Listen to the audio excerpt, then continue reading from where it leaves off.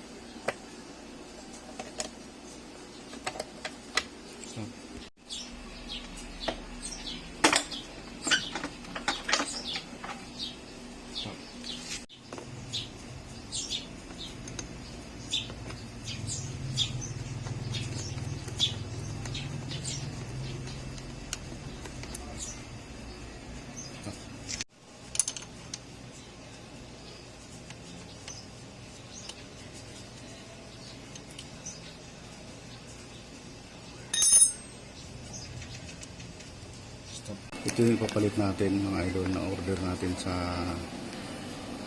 Lazada. Ayan siya. Replacement lang.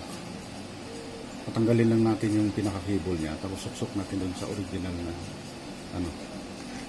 para parang original pa rin siya. Pero Japan naman siya eh.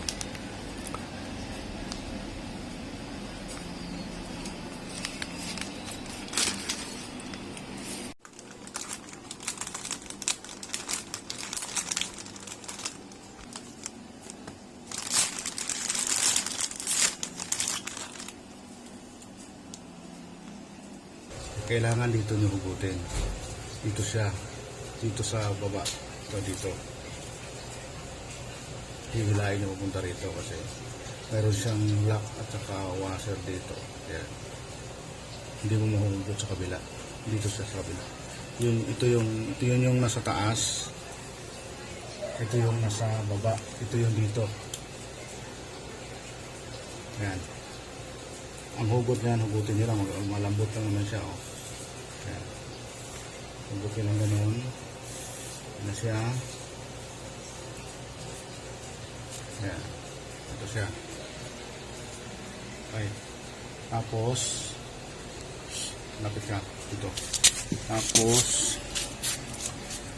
Tapos, suksok nyo lang dito.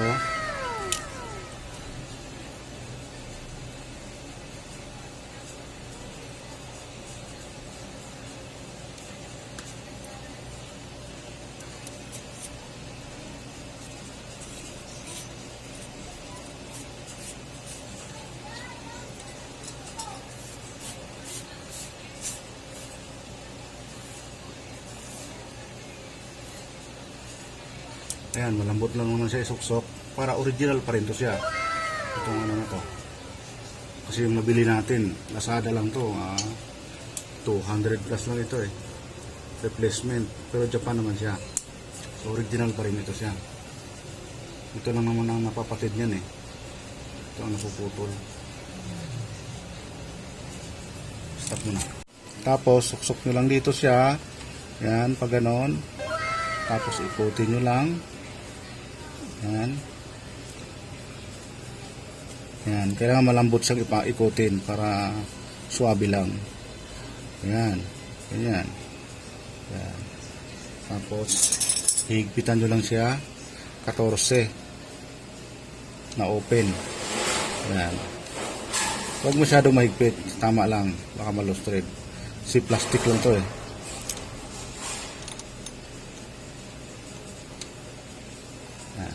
Tapos balik nyo na ulit. O, sa taas naman tayo. Stop. Yan, suksok nyo lang din. Yan, suksok nyo lang.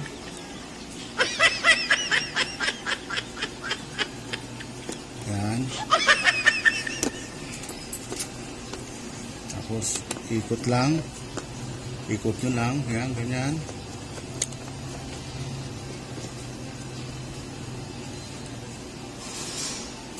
Yan.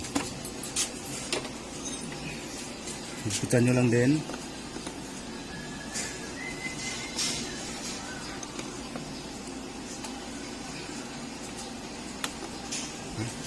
Stop. Tingnan natin ito. Ganito lang pagbalik niyan. Sok-sok nyo muna dito. Ayan. At ganyan. Paano nyo tinanggal, ganun din pagbalik.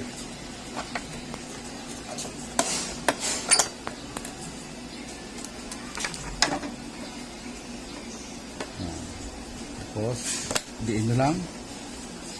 Ayan. Balik na. Stop. Huwag nyo kalimutan ibalik yung mga tornilyo na tinanggal nyo. Ayan siya. Ito yung tornilyo.